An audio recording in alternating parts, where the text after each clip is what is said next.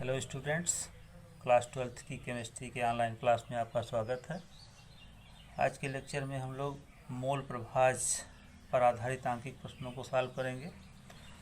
पहला क्वेश्चन है 72 ग्राम जल और 92 ग्राम एथिल अल्कोहल के मिश्रण में दोनों के मोल प्रभाज की गणना कीजिए। क्वेश्चन में जो दिया गया है उसको पहले नोट कर लेते हैं। जैसे 72 ग्राम जल दिया गया है तो जल का द्रव्यमान 72 ग्राम। अब जल का अणुभार निकाल लेते हैं, 18 हो जाएगा। अभी मात्रा यानी द्रव्यमान और अणुभार की सहायता से जल के मोलों की संख्या निकाल ली जाएगी। तो जल की मोलों की संख्या बराबर जल की मात्रा बटे जल का अणुभार। मात्रा है 72 और अणुभार है 18। 18 से 72 में भाग दे देंगे, 4 मोल प्राप्त हो जाएगा। इसी प्रकार एथिल अल्कोहल का द्रव्यमान क्वेश्चन में दिया गया है, उसको भी नोट करके मोलों की संख्या निकाल लेते हैं। तो एथिल अल्कोहल की मात्रा बराबर 92 ग्राम। एथिल अल्कोहल का अणुभार निकाल लेते हैं, यहाँ 46 आ जाएगा। मात्रा और अणुभार की सहायता से एथिल अल्कोहल के मोलों की संख्या निकाल ली जाएगी। एथिल अल्कोहल के मोलों की संख्या बराबर एथिल अल्कोहल की मात्रा बटे एथिल अल्कोहल का अणुभार। मात्रा है 92 और अणुभार है 46, तो 92 बटा 46 हो जाएगा। भाग दे देंगे 2 मोल, इसका एथिल अल्कोहल के मोलों की संख्या 2 मोल प्राप्त हो जाएगी। तो अब जल का मोल प्रभाज x1 बराबर स्मॉल n अपान n प्लस कैपिटल N। यहाँ पे सूत्र समझिए, यानी जल का मोल प्रभाज बराबर जल के मोलों की संख्या बटा जल के मोलों की संख्या प्लस एथिल अल्कोहल के मोलों की संख्या। तो जल के मोलों की संख्या ऊपर निकाला गया है 4 लिख लेते हैं, बटा जल के मोलों की संख्या 4 प्लस एथिल अल्कोहल के मोलों की संख्या 2। सॉल्व करने पर जल का मोल प्रभाज 0.667 प्राप्त हो जाएगा।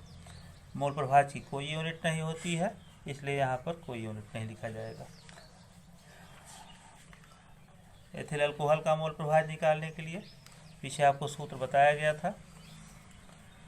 सूत्र x1 plus x2 equal to 1, यानी विलयन में उपस्थित दोनों घटकों का मोल प्रभाज जो है वो दोनों घटकों के मोल प्रभाज का योग जो है वो 1 के बराबर होता है।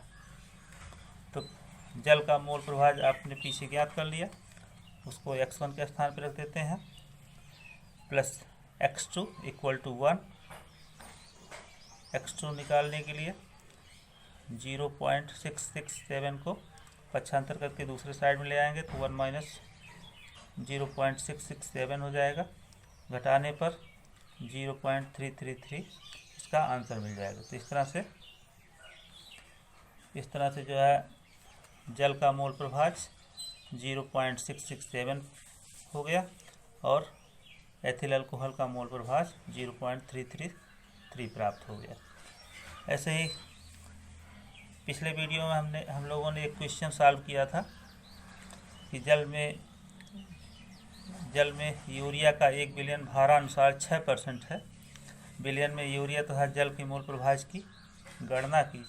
इसमें एक छोटी सी त्रुटि हो गई थी, उसको एक बार फिर से देख लेते हैं कि 6% भारानुसार यूरिया बिलियन का तात्पर्य है कि 100 ग्राम बिलियन में घुले हुए यूरिया की मात्रा बराबर 6 ग्राम। अर्थात यहाँ पर यूरिया जो है वो विलेय का काम कर रहा है। तो यूरिया की मात्रा हो गया 6 ग्राम। यूरिया का अणुभार निकाल लेते हैं, 60 आ जाएगा। यूरिया के मोलों की संख्या निकालने के लिए यूरिया की मात्रा में यूरिया के अणुभार से भाग दे दिया जाएगा। तो 6 बटा 60 बराबर 0.10 मोलों की संख्या प्राप्त हो जाएगी। तो विलेय और विलायक के संयोग से विलयन प्राप्त होता है, तो इसलिए विलेय का द्रव्यमान और विलायक का द्रव्यमान दोनों के मिलने से विलयन का द्रव्यमान प्राप्त होता है। तो इस तरह से विलयन का द्रव्यमान बराबर विलेय का द्रव्यमान प्लस विलायक का द्रव्यमान। तो विलयन में यूरिया विलेय है और विलायक जल है। तो इस सूत्र में जो है मान रख करके जल का द्रव्यमान प्राप्त कर लेते हैं। तो विलयन का द्रव्यमान ऊपर बताया गया है, 6% भारानुसार के अर्थ में कि 100 ग्राम विलयन, तो यहाँ विलयन का द्रव्यमान हो गया 100 ग्राम बराबर यूरिया का द्रव्यमान 6 ग्राम हो गया प्लस विलायक का द्रव्यमान। विलायक का द्रव्यमान निकालने के लिए 100 में से 6 घटा देंगे, 94 आ जाएगा। इसके बाद फिर विलायक का अणुभार यानी जल का अणुभार 18 होता है। जल के मोलों की संख्या निकाल ली जाएगी। जल की मोलों की संख्या निकालने के लिए जल की मात्रा में जल के अणुभार से भाग दे देंगे, तो मात्रा हो गया, पीछे आपने निकाला है मात्रा 94, तो मात्रा हो गया 94 बटा अणुभार 18, 18 से 94 भाग दे देंगे तो 5.22 मोल प्राप्त हो जाएगा। अब विलेय यानी यूरिया के मोल प्रभाज को ज्ञात करने का सूत्र लगा देंगे।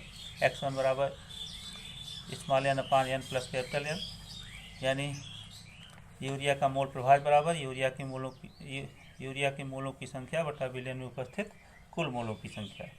तो यूरिया के मोलों की संख्या जो है पीछे निकाला गया है 0.10, तो उसको रख दिया गया 0.10 अपान यूरिया के मोलों की संख्या 0.10 प्लस 5.22। उसको सॉल्व करने पर यहाँ पर आंसर आ जाएगा 0.0188। पिछले वीडियो में हम लोग यहीं थोड़ा सा एक त्रुटि कर दिए थे, 0.0 यहाँ छूट गया था। वो इस वीडियो में हम उसको सुधारने के लिए इसको दोबारा बता रहे हैं, ध्यान से आप लोग देख लीजिए। यहाँ पर भाग देने पर 0.0188 प्राप्त होगा। मोल प्रभाज की कोई यूनिट नहीं होती, इसलिए यहाँ पे यूनिट नहीं लिखी जाएगी। आगे विलायक का मोल प्रभाज ज्ञात करने के लिए सूत्र बताया गया है कि x1 प्लस x2 बराबर 1। तो इस तरह से इस सूत्र में मान रख करके विलेय का मोल प्रभाज को मान रख दीजिए 0.0188 प्लस x2 बराबर 1। तो x2 बराबर 1 माइनस 0.0188 घटा दिया जाएगा तो 0.9812।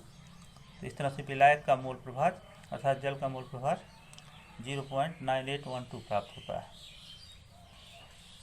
तो इस क्वेश्चन का आंसर हो जाएगा यूरिया का मोल प्रभाज 0.0188 और जल का मोल प्रभाज 0.9812 प्राप्त होता है।